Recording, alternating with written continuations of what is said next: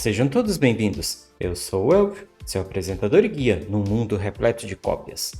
Antes de iniciar, já convido para que se inscrevam, deixem o like e nos sigam também nas redes sociais. Assim como nosso parceiro, Mato Grosso News, uma das maiores web TVs do Brasil. Aproveito também para pedir que participem da nossa versão do Oscar, e mostraremos os melhores e os piores de 2022, em um vídeo especial, descontraído e inusitado no fim do ano. E contamos com a participação de vocês. E é muito simples, basta votar nas enquetes que estão aparecendo nos stories do Instagram ou na aba Comunidades aqui mesmo no YouTube. Vote, se divirta e espere o resultado que mostraremos no fim do ano. E agora vamos para o vídeo. Recentemente, um caso de acusação de plágio está envolvendo o seriado 1899, que reacendeu o histórico de obras que passaram pela mesma situação. Mas o diferencial dessa vez é que envolve uma artista brasileira. Antes de tudo, ressalto que não vou dizer se alguém está certo ou errado sobre acusar uma determinada obra de plágio ou não. Afinal, cabe somente o próprio autor fazer uma dessas prerrogativas. Vou somente elencar os fatos enquanto minha visão de consumidor e apresentar algumas questões envolvendo esses casos. E vamos entender também o conceito de 4 palavras que vão aparecer bastante. Primeiramente, plágio. Plágio é o ato de assinar, apresentar e publicar uma obra intelectual de natureza literária, científica ou artística em partes ou na íntegra, cuja a autoria pertence a outra pessoa, sem que haja permissão do autor. Segundo, homenagem. Homenagem é a demonstração ou prova de admiração, respeito ou afeto por alguém ou suas obras, por meio de relatos, textos, músicas ou outros meios de expressão. Terceiro, referência. Referência é uma menção rápida, ou seja, uma alusão de maneira vaga ou indireta sobre algo ou alguém. E por último, a palavra similar. Similar significa que algo é na mesma natureza ou espécie, conhecendo o caso. Como informei no começo deste vídeo, o caso mais recente que envolve acusação de plágio vem direcionado ao seriado 1899, obra de ficção e suspense da Netflix, dos mesmos criadores da série Dark. Atualmente, a série está aparecendo bastante na mídia, não só pelo seu sucesso envolvendo uma trama cheia de segredos, mistérios e seu clima sobrenatural, mas também por uma quadrinista brasileira identificada como Mary Canning, que usou sua página no Twitter para acusar a Netflix de ter plagiado sua HQ chamada Black Silence. Em nota, a quadrinista escreveu: "Está tudo lá. A pirâmide negra, as mortes dentro do navio/nave, a tripulação multinacional, as coisas aparentemente estranhas e sem explicação, o símbolo nos olhos, as vozes chamando por eles." Em entrevista, ela comentou: "Em 2017, fui convidada pela embaixadora brasileira a participar da Feira do Livro em Gotemburgo, um evento internacional famoso e influente na Europa. Participei de painéis e distribuí o quadrinho Black Silence para inúmeros editores e pessoas do ramo. Não é difícil imaginar que meu trabalho chegou a eles. Eu não só entreguei o quadrinho físico, como disponibilizei a versão traduzida para o inglês. Já chorei horrores. Meu sonho sempre foi ser reconhecida pelo meu trabalho nacionalmente e internacionalmente. E ver uma coisa dessas acontecendo realmente parte meu coração. Sabemos que o Brasil temos poucas oportunidades para mostrar o trabalho e ser reconhecido por ele." Enquanto fã de quadrinhos, eu procurei ler a obra da artista.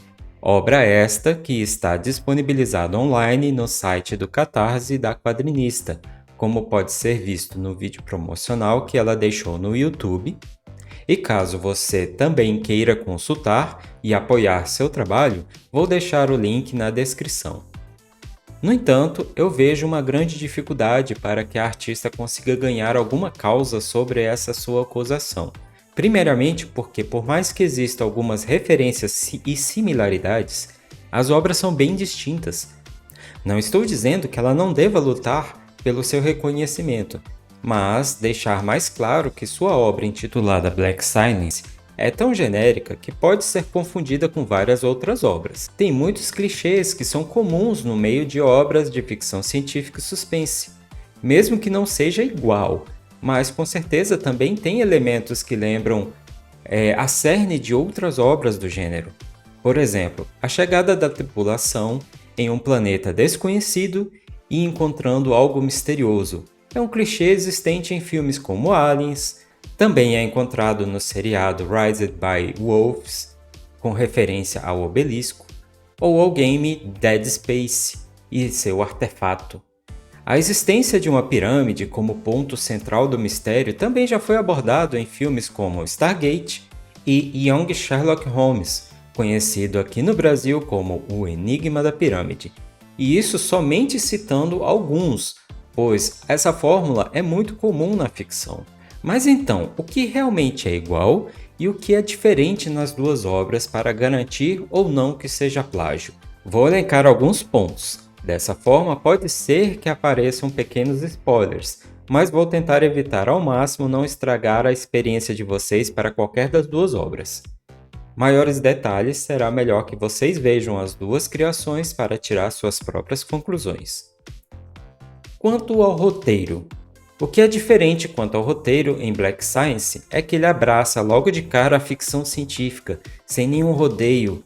Já em 1899, abordou o foco no mistério, com acontecimentos que levam o espectador a visualizar o período marcante da história mundial, o ano em que dá origem ao nome, 1899.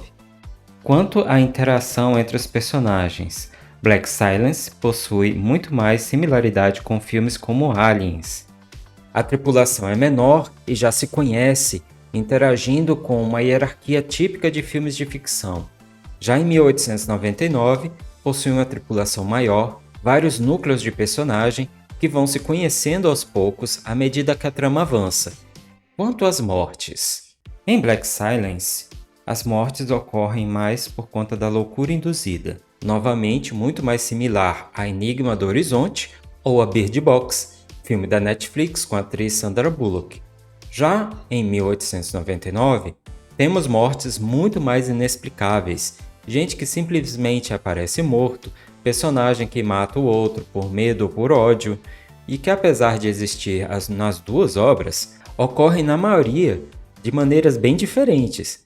No entanto, existe sim uma cena específica com algumas mortes que realmente são parecidas nas duas obras, mas como citei, a similaridade com outras obras afasta a chance de ser considerado plágio, pois pode ser alegado que foi uma referência à Bird Box da Netflix e não à obra da quadrinista. Agora, o que é realmente similar entre as duas obras? O chamado dos personagens. Ambas as obras têm essa questão sobre o personagem ser desperto com um chamado estranho, o triângulo nos olhos.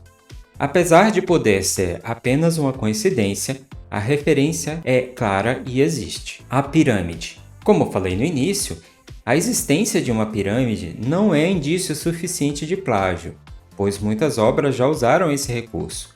No entanto, pelo fato de se tratar especificamente de uma pirâmide negra em meio a um vale, isso faz com que não pareça uma simples coincidência. Uma outra obra que tem muito em comum com 1899 é o filme Dark City, de 1998, com Rufus Sewell, Kiefer Sutherland e Jennifer Connelly. Que coisa estranha, 1899 e 1998? Olha meu modo teoria da conspiração ligada.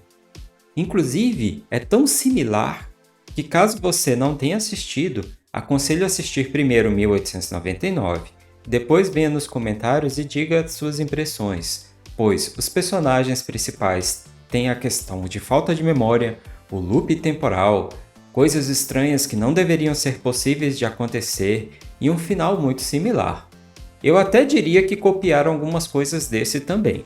Black Silence é uma boa obra, mas não consegue se aprofundar a ponto do leitor realmente se importar com algum personagem.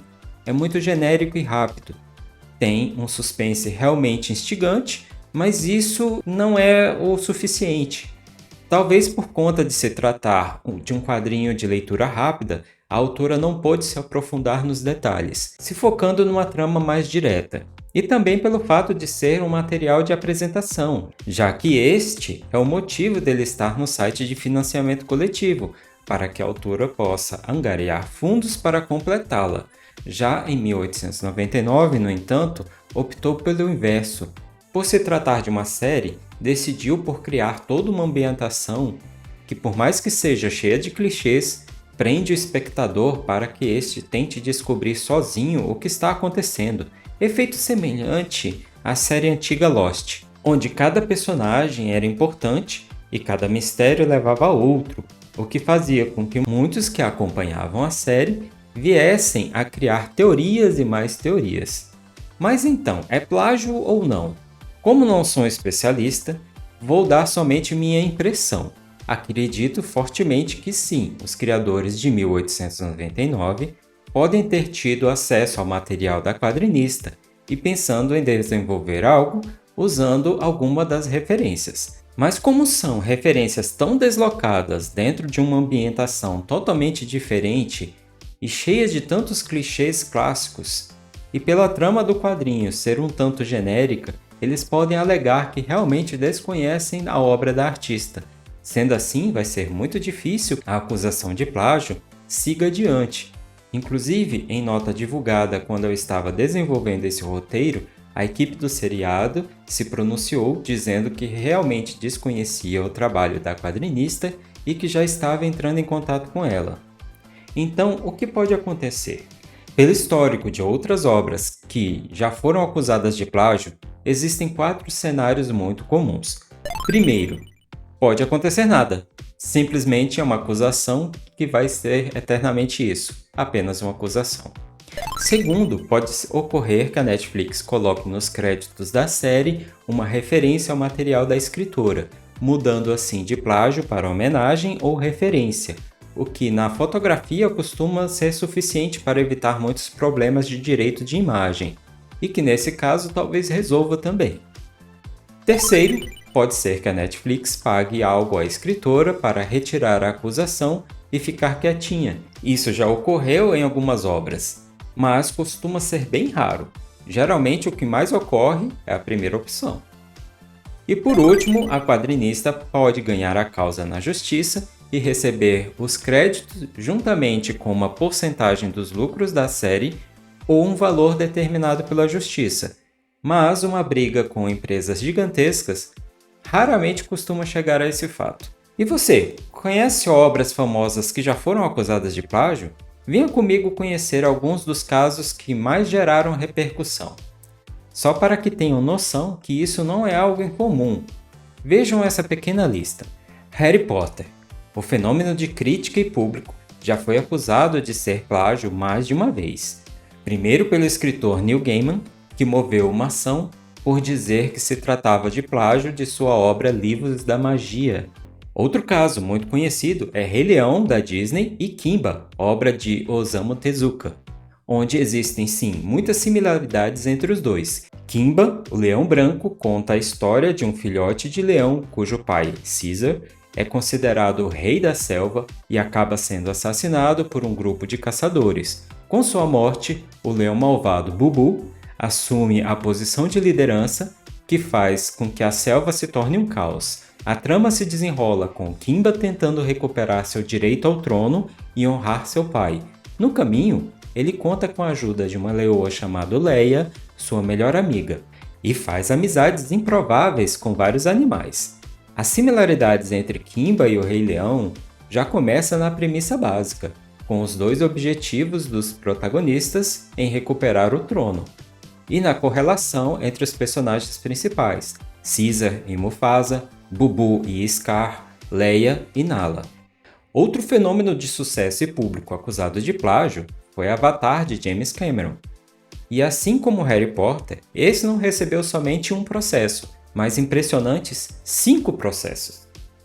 Um ilustrador chamado Roger Dean, que acusou Avatar de ser um mundo visualmente copiado de suas pinturas, que mostravam ilhas flutuantes, répteis voadores coloridos, parecidos com dragões, uma flora e fauna exótica, mas mesmo com essas similaridades visuais, perdeu o processo na justiça.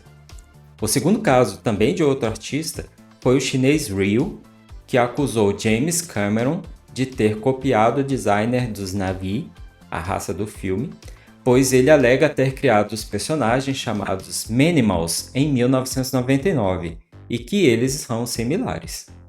O terceiro caso foi a similaridade com Delgo, a animação premiada no Animamundi, que conta a história de invasores alienígenas bem mais avançados em um mundo praticamente tribal. Muitas cenas realmente são similares, como novamente répteis voadores sendo usados como montaria e as interações dos personagens. O quarto caso foi a animação chamada Batalha por Terra, lançado em 2007, onde os terráqueos chegam em um pequeno planeta com a intenção de terraformá-lo e transformá-lo num novo lar. No entanto, acabam encontrando um embate com uma raça tribal, onde um dos pilotos humanos acaba fazendo amizade com a filha do chefe da tribo e juntos tentam evitar uma guerra. Nessa animação, temos ilhas flutuantes e o ar tóxico para os humanos, e o ataque de naves pelos terráqueos. Que coisa, não? Outro processo sobre a arte veio da Marvel, que acusou a Fox, dona de Avatar, de ter plagiado várias referências.